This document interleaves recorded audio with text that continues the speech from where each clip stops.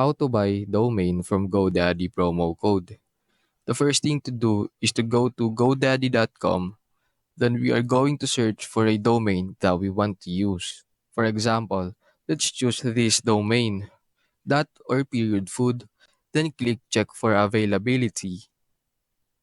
Here, we can see the start your food domain search now. This is where we write the chosen name of our domain. For example, tastyjam.food.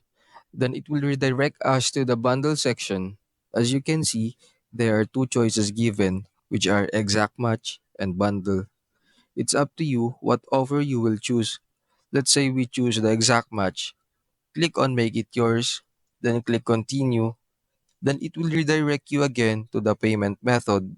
As you can see, there is an option called professional email, which includes these three benefits: 10 GB per mailbox, industry leading spam and virus protection, and working with Outlook, Apple Mail, and other clients.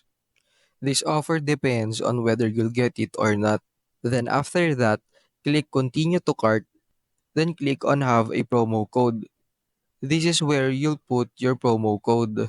After you're done with the promo code, choose a payment option that is suitable for you. After you put the code that is given to you, click ready to check out. And that's it. You have your domain from GoDaddy.